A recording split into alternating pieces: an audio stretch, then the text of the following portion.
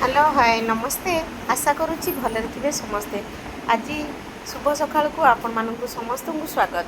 आज पवित्र पखाल दिवस आम ओडियांकर जो जीवन खाद्य आज से उपलक्षे आम ब्लॉग टी मु आरंभ करुच्ची।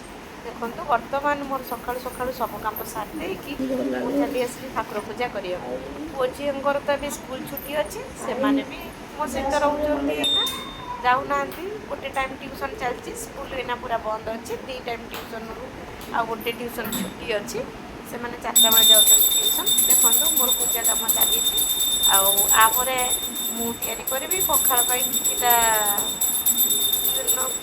देखिए किटा जिनस तैयारी हम पूजा चली आपण मानकर निहाती पूजा सरबनी कौन आपण मैंने भल अच्छा कि ना आपण मानक ये वीडियो ये मोर एति अनुरोध जो मैंने मो वीडियो टी देखुं दयाक सब्सक्राइब लाइक शेयर करूँ कि भूल भाल थे मत कमेंट जनातु मुझे गोटे सान भूमिटे वीडियो करने गोटे मोर छोट प्रयास आपण मान सहित मत जोड़ू एति मोर आवेदन आपण मान देखो बर्तमान मोर ठाकुर पूजा सरी सरी आसला ठाकुर पूजा पर मुझे खावा तैयारी करने खाली गोटे दियासिटा धरिकी हल हल हल हल पूजा करुच्ची सी तार इच्छा से दीप लगे धूप लगे सी अवश्य गाधे सारा पूजा सारिकी पलि पिठा चा देदेली खाइबू कि आनी लगे ये झील जाकि झील पुओ दीज मार्केट जाए माछ नहीं आसले माछटा भलकिना सफा कर दौचे पानी आमर आसपे आम बाहर पानी रखिकी सफा कर पानी बहुत दिन घर के रोन ना पानीटा बंद था बाहर नहीं आसे करी सफा हो गला आपण मानकर आज कौन सब आइटम पखाड़ दिवस पिला मैंने आज कहते अलग जिन खाइबे बोली किंतु कहली ना आम ओडिशार परंपराटा आम जदि न करुचे से मैंने भी जानीपर जे आमर गोटे पखाड़ दिवस अच्छे पखाड़ बोली गोटे खाइबे पिला अधे पिला बुली भी सारे तेणु ये गोटे भल प्रयास जे यह द्वारा से जापर जे पखाड़ बोली गोटे जिनस अच्छी जो बेंगलोर रोली बहुत ओडिया पिला भी जानी ना पखाड़ कौन देखो माछ को धोईदेली ये माछ मसला रेडी कर सोरिष जीरा जेहेतु मसला माछ मसला तावा भजा हम मसला दिखाई ये सुखिला लंका आपड़ जी अनुसार राग खाइबे से अनुसार लंका देवे अधिक जो मैंने खाते अधिक लंका देवे जो मैंने कम खाती मीडियम खाती से अनुसार लंका देवे ये सोरिष लंका आ जीरा दिहला आ रसुण भी देवी तापर आपको ग्राइंडिंग कर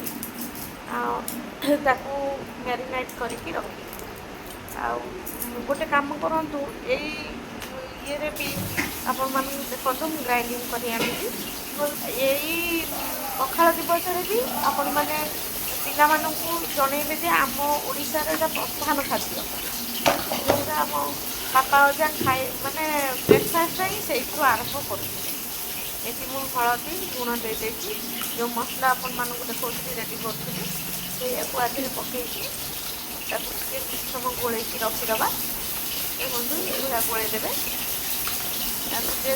तावा भजा हम जेहेतु आपको गोल किसी समय रखा पड़े ये शाग मुझे बासी देखी बासी सारापर पानी में भिजे ये बैगण रखी पोटल बैगणटा को यहाँ फाड़ फाड़ कर भाजी भी भाजी दिखती पखाड़ खावाई भल भी लगे ये भाजिले हल्दी लुण आ लंका गुंड देखिए बेस मसला दिएनी शाग आनी काटिकी रखी माने पानी में भेज दी बैगन ढेर लुण देदेली हलदी आपको देखिए भलसे गोलदेवे तल उपर करदे जमी हल्दी लुणटा सब बैगण ढेर लगुच एगुड़ा तल उपर कर गोलदेली ता भितर मुझे कुकर बटना बसई देती देखो ये गोलदे तेलटा तातीगला आमर भाजी ये पखाड़ खाइबा भल लगे सब तो करवाटा संभवपर हो आज पखाड़ दिवस से उपलक्षे दी चार्टा आइटम कर खाइदेवा कथा ना आम भी एत बड़ लोक नुह सबुदिन दी चार्टा आइटम कर खाइबा गोटे दुटा आइटम है चलो गोटे आइटम खाली भात खाई पेट पूरा कथा बेस दरकार भी ना आज गोटे बाहाना हवा कथा। ବାଇଗଣଟା ପୁରା ଭାଜି ହେଇଗଲା, ଦେଖନ୍ତୁ ପୁରା ଲାଲ ଲାଲ ହେଇଯାଇଛି।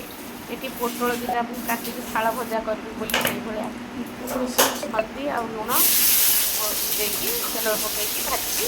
ତାକୁ ଟିକେ ହଳଦୀ ଲୁଣ ତା ଉପରେ ପକେଇ ଦେଇକି ତାକୁ ଟିକେ ଘୋଡ଼େଇ ଦେବେ, ଆରାମସେ ଭାଜି ହେଇଯିବ। ବଢ଼ିଆ ବି ଲାଗେ ତା ଟେଷ୍ଟଟା, ଖାଇବେ ଆପଣ କେବେ ଭାଜିକି। ପୋଟଳ ଆଳୁ ପକେଇ ଭାଜନ୍ତି କି ପୋଟଳ ତରକାରୀ ହୁଏ, ସିଏ ଗୋଟେ ଲାଗେ, ଇଏ ବି ଆହୁରି ବଢ଼ିଆ ଲାଗେ ପଖାଳରେ ଖାଇବା ପାଇଁ ଆଇଟମ୍ଟା। ତାପରେ ଆକୁ ଘୋଡ଼େଇ ଦେବେ। ଏଠି ମୁଁ କ'ଣ କରିଛି, ଲେମ୍ବୁ ଯେଉଁ ମାଛଟାକୁ ମୁଁ ଗୋଳେଇକି ରଖିଥିଲି, ଲେମ୍ବୁ ନଥିଲା, ଲେମ୍ବୁ ଆଣିକି ମୁଁ କାଟିକି ତା ଉପରେ ଟିକେ ଲେମ୍ବୁ ଦେଇ ଦେଉଛି। ଲେମ୍ବୁ ଦେଇଦେଲେ ଫ୍ଲେଭରଟା ଭଲ ଆସିବ। ଯଦି ବି ମାଛଟା ଦବିଥିବ, ଯେହେତୁ ପିଲା ନେଇକି ଆସିଛନ୍ତି, ମୋତେ କାହିଁ ସେମିତି ଟିକେ ଲାଗିଲା, ଲେମ୍ବୁ ଦେଇଦେଲେ ବି ଆଉ ଭାଙ୍ଗିବନି କି ପଚା ସ୍ମେଲ୍ଟା ଆସିବନି। ଟିକେ ସୋରିଷ ତେଲ ମୁଁ ହାଲକାରେ ଦେଇଦେଲି, ତାକୁ ରଖିଦେଲି। ଏପଟରେ ପୋଟଳ ତାର ଭାଜି ଦେଉଛି, ସେପଟେ ଦେଖନ୍ତୁ ମୁଁ ଆଳୁ ଆଉ କଲରା ବସେଇଥିଲି, ସିଏ ବର୍ତ୍ତମାନ ସିଝି ଯାଇଛି, ଅଲରେଡ଼ି ସିଝି ଯାଇଛି। ଆଳୁ ଏପଟେ ସିଝିକି ବାହାରି ପଡ଼ିଲା, କଲରା ବି ହେଇଗଲା। ଏଠି ଶାଗ ମୁଁ ବତୁରେଇକି ରଖିଥିଲି, ଟିକେ ବାଲି ଥିଲା, ତାକୁ ଭଲକିନା ନ ଧୋଇଲେ ଶାଗ ତ ଖାଇ ହେବନି। ତାକୁ ଏଇଭଳିଆ ଥରେ ଧୋଇକି ଆଉ ଥରେ ବି ପାଣି ଆଣିକି ଧୋଇକି ଆଉ ଥରେ ଧୁଆ କଲା ପରେ ଯାଇ ଶାଗଟା ଭାଜିବି, କାରଣ ବହୁତ ବାଲି ଅଛି। ଆପଣମାନେ ବି ଦେଖିପାରୁଥିବେ ପାଣିଟା ପୁରା ଗୋଳିଆ ହେଇଯାଉଛି। ଯେଉଁମାନେ ବି ଶାଗ କରୁଛନ୍ତି ସେମାନେ ଆଉ ସକାଳୁ ଆଣିକି ଆମ ପାଖରେ ପହଞ୍ଚଉଛନ୍ତି, ସେଇଟା ବଡ଼ କଥା। ଶାଗ ଝିଅ ବି ସେଇ ଯେଉଁଠୁ ମାଛ ଆଣିବା ପାଇଁ ଯାଇଥିଲା, ସେଇଠୁ ଶାଗ ଧରିକି ଆସିଥିଲା, ଦେଖିଥିଲା, ଦେଖିକି ମୋତେ ଫୋନ୍ କରିଥିଲା, ମମି ଶାଗ ଅଛି ମୁଁ ନେବି। ମୁଁ କହିଲି ନେଇକି ଆସେ। ଛୋଟ ପିଲା 2 ଜଣ ନା, ସେ ଜାଣିପାରୁନାହାନ୍ତି କେଉଁଟା ଭଲ ଜିନିଷ କେଉଁଟା ଖରାପ ଜିନିଷ। ଏଇଟା ଭଗବାନଙ୍କୁ ଧନ୍ୟବାଦ, ଭଗବାନ ବଡ଼ ଲୋକ ଯେ ସିଏ ମାର୍କେଟିଂ ଯାଇପାରୁଛନ୍ତି, ସେଇଟା ବଡ଼ କଥା। ଏଇଠି ଦେଖନ୍ତୁ ପୋଟଳଟା କେତେ ସୁନ୍ଦର ଦେଖାହେଉଛି, ଭାଜି ହେଇଯାଇଛି। ଏଇଠି ମୁଁ ଶାଗଟା କାଟି ଦେଉଛି, ଶାଗ ଧୋଇ ଦେଇକି। ସିଏ ଆଉ ଏତେ ଭଲ ମନ୍ଦ ପରଖି ଜାଣିନାହାନ୍ତି, ବୟସ ବହୁତ ଛୋଟ। ଝିଅକୁ ତ 13 ବର୍ଷ ଚାଲିଛି। ଏଠି ମୁଁ ଯେଉଁ ମାଛଟା ମ୍ୟାରିନେଟ୍ କରି ରଖିଥିଲି, ତେଲ ପକାଇଦେଲି, ତା ଉପରେ ଟିକେ ଭୃଷଙ୍ଗ ପତ୍ର ଲାଇନ୍ କରିକି ଦେଇଦେଲି। ତା ଫ୍ଲେଭର୍ ମାନେ ଭଲ ଟେଷ୍ଟଟା ଭଲ ଆସିବ ବୋଲି ଏଇଟାକୁ ମାଛ ତାୱା ଭଜା ତାୱା ଫ୍ରାଏ ଏଇଭଳିଆ ତାକୁ ସଜେଇକି ଦେଇଦେବେ। ସଜେଇକି ଦେବା ଦ୍ୱାରା ଟେଷ୍ଟ ତ ଭୃଷଙ୍ଗ ପତ୍ର ସହିତ ମିଶିକି ଆସିଲେ ବି ଭଲ ଆସେ, ଦେଖା ବି ଯାଏ। ମନେ ରଖିଥିବେ, ଖାଦ୍ୟଟା ଯେତେ ଖରାପ ହେଇଥାଉ କିନ୍ତୁ ତା'ର ଦେଖାଯିବାଟା ଯଦି ଭଲ ହେଇଥାଏ ନା, ପ୍ରକୃତରେ ଜିନିଷଟା ଭଲ ହିଁ ଲାଗିବ। ଯେମିତି ମଣିଷଙ୍କର ଯଦି କଥାବାର୍ତ୍ତା ଭଲ ହେଇଥିବ, ଘରେ ଖାଇବାକୁ ନଥିଲେ ବି ପେଟ ପୁରିଯିବ। କିନ୍ତୁ ଯେତେ ଖାଇଲେ ବି ଯଦି କଥାବାର୍ତ୍ତା ଆମ ପ୍ରତି ଜଣେ ବ୍ୟବହାର ଠିକ୍ କରୁନଥିବ, କେବେ ବି ପେଟ ପୁରିଯିବ କିନ୍ତୁ ମନଟା ପୁରେ ନା। ସେଇଟା ବହୁତ ଜଣଙ୍କ ସାଙ୍ଗରେ ବି ହୁଏ, ମୋ ସାଙ୍ଗରେ ବି ହେଇଛି। ଏଇ ଦେଖନ୍ତୁ କଲରାଟା ମୁଁ ସିଝେଇଥିଲି, ଆଳୁ କଲରାକୁ ଭାଜି ଦେଇଛି ବୋଲି। ଏଠି କାକୁଡ଼ିଟା ମୁଁ ରଖିଥିଲି କାଲି ମଉସାଙ୍କ ଠାରୁ, ଲାଲ ପଡ଼ିଯାଇଛି। ଭିତରଟା ଭଲ ଅଛି କିନ୍ତୁ ଉପର ଚୋପାଟା ପୁରା ଲାଲ ପଡ଼ିଯାଇଛି, ଖରା ହେଉଛି। ଏଠି ଆମର ଫ୍ରିଜ୍ ନାହିଁ, ମାଛଟା ସେଥିରେ ଓଲଟେଇ ଦେଇଛି। ଏପଟରେ ତେଲ ବସେଇକି ଲଙ୍କା ଫୁଟଣ ଆଉ ରସୁଣ ଦେଉଛି, ଶାଗ ଭାଜିବା ପାଇଁ ଏପଟେ କଢ଼େଇଟା ବସେଇଛି।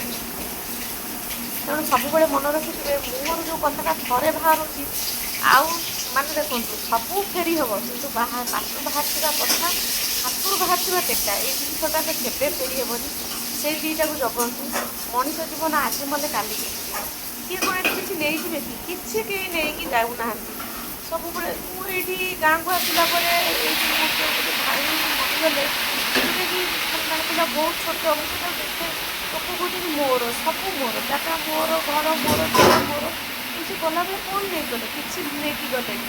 ଓଲଟି ତାଙ୍କ ସ୍ତ୍ରୀଙ୍କ ଉପରେ ଏମିତି ଗୋଟେ ଦୁଃଖର ପାହାଡ଼ ଛିଞ୍ଚି ପଡ଼ିଛି ଯେ ଛୋଟ ଛୁଆ 2ଟାକୁ ଧରିକି ରହିଛନ୍ତି। ଦେଖନ୍ତୁ ମାଛଟା ମୋର ଅଲରେଡ଼ି ଗୋଟେ ପଟ ହେଇଗଲାଣି, ଏମିତି ଆଉ ଗୋଟେ ପଟ ମୁଁ ନଉଟେଇ ଦେଉଛି। ମାଛଟା ପୁରା ଭଲସେ ଭାଜି ହେଇଯାଇଛି ସେପଟଟା। ତେଣୁ ଜୀବନରେ ସବୁବେଳେ ଭାବନ୍ତୁ, ଦୁଃଖ କାହାକୁ ଖୁସି ଦେଇପାରିବାନି କିନ୍ତୁ ତା ମନରେ ଦୁଃଖ ବି ଦେବାନି।